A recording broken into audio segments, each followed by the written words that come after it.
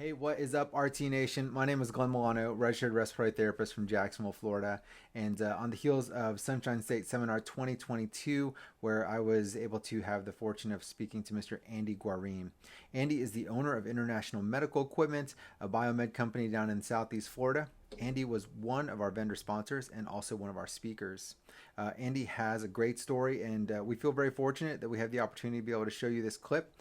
If you want to be able to connect with Andy, Andy's information will be available in the comments below. Otherwise, we hope that you enjoy this content. We look forward to bringing you more, and we'll talk to you soon. Take care.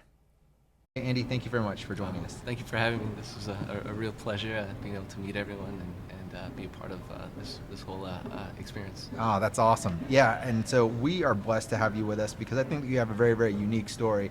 So why don't you just kind of tell us about International Medical Equipment, what you guys offer, and what you guys bring to the healthcare sphere. Sure. So we provide biomed service and support for ventilators. We're in the hospitals. We're fixing and maintaining ventilators for various hospitals throughout South Florida. We also rent ventilators. These last couple of years have been quite busy. Sure. We've sent units all throughout the country. We sent truckloads of ventilators out to West Texas. It's crazy. They had a police escort Wow. to get out there, and thinking back to how unknown and crazy things were going on at that time, and to how fortunate we are to be where we're at now and have our first in-person conference, and Yes. it's really an encouraging step forward. So That's awesome. so we do the biomed side, we do the rental side, and we also purchase surplus medical equipment Okay. from the hospitals. Okay. So equipment that they take out, that just deem end of life, or they take just out of service for whatever reason. We're an alternative instead of the hospital just throwing it away, Yeah, or yeah. or getting basically that's what happens. They either throw it away or it just gets tucked away into a closet for extended period of time to then be thrown away. Yeah. So it's interesting because hospitals, they're how should I say, their their main value is space. So Yeah. their greatest asset is space. So they need that to be able to treat their patients and be able to give care. So if a wing or even a room or whatever is just a storage bin for garbage for them, it's taking away from their potential. So what we'll do is we'll go and we'll just clear out everything. We'll take the good and the bad. Okay.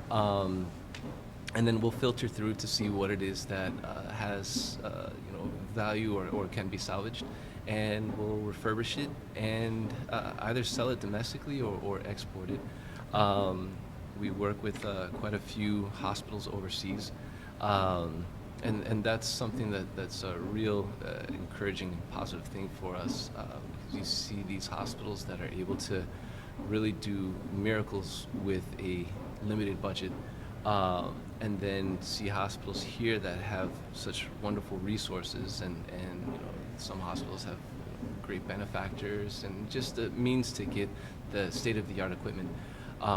So being able to take a piece of that and extend the life of that, especially to a developing country or a hospital that doesn't have the means for it, that wouldn't be able to even purchase it if their only option was something new. It's something that I'm quite proud of, because it builds Yeah. off of our experience and our expertise, where we're able to give them a piece of equipment that's tested, and it's not like we're just pulling garbage and sending it to them. Yeah, So yeah. that's- No, that's awesome. So you touched on a couple of things. Number one, I hear you when you talked about like the space being a commodity, right, and a resource in and of itself. And the pandemic in particular has taught a lot of hospitals that sometimes we just place things on hold in spaces that really, the reality is that we need that space for something else. We need Sure. functional equipment that is what we need when we need it, more Sure. or less. And so being able to have a company that is that's able to give that place or um, that equipment that maybe we're not readily using, a destination, is certainly, there's value there. But then, and this ties into the second thing that you talked about, you obviously have a passion for the biomed side and the resource allocation side, and I wondered like where that background came from. Were you just always interested in biomed, or do you have, does anything in your life experience kind of point you in that direction? Oh, sure. Well, it really all came about. So I was doing some work in Chile, and I wound up breaking my back in Spanish they call it parapente. So it's a hang gliding or parasailing accident, and I wound up being in the ICU for over a week. Um, and during that time, it was really eye opening that, man, they have very limited resources here, Mm. but the need and the know-how is there. They just don't have the tools for some things to be able to give the level of care that anyone deserves to have. So kind of building off of that, and then going back into the States and seeing some of the waste that was just generated from some of the hospitals, really just because they have good equipment, but they don't have the space. Mm-hmm. The easiest thing is just throw it away Toss and it, it's gone. yeah. So kind of seeing it firsthand of the need for it, and then seeing firsthand the waste of it, to be able to kind of put the two together, and build off of just all of the background, so I have background in engineering and also a background in economics, to build off of all that, and put a great team of people together that share the same passion and pride for what they do has been something it's been fantastic. It's awesome. Being able to make a successful business, and at the same time help out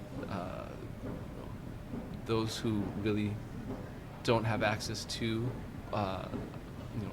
brand new pieces of equipment. Yeah. And then also help out hospitals that have nowhere to get rid of this equipment. So it's kind of everyone benefits from it. It's a happy triangle. That's awesome. And so, to hear that you had what otherwise could have been a very catastrophic incident in this para hang gliding accident, and for you to be able to have that level of revelation, that for lack of better words, the healthcare where you were at, it wasn't that there was a lack of intention, there was just a lack of resource, is Sure. what it sounds like, Sure. right? And I do think also, when we look at what we have, because we have the quote unquote wealth of riches here in the United States, sometimes it's not about whether or not something is functional, it's whether or not it's the most elite equipment, right? And so we have a functional, serviceable fleet, and sometimes we go, oh, well, we have the opportunity to be able to buy elite equipment, so then that serviceable equipment just falls to the back burner, Sure. right? And to your point, it has the opportunity to be able to have a second life to where we can really benefit other individuals. And it sounds like you've found a way to be able to make those connections both overseas, but then also, really domestically. When we think about, sometimes we have these hospitals in more rural areas, right? Those access type facilities, where again, they may not have the benefactors and the capital budget to be able to buy new things, but the opportunity to be able to expand their fleet to be able to offer those services at a rural level, I think really benefits those communities and allows them to better serve their populations. Sure, and just keeping their devices going. Yeah. There's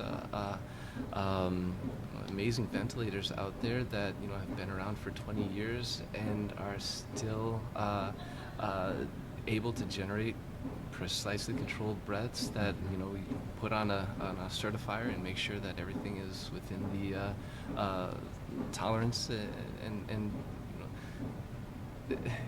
especially during the pandemic time when there was such a lag where the demand was so high, so they would have to be waiting, for 6 months to get a delivery of a new ventilator. Oh. Well, at least now they have a way to keep what they have still operational and still going.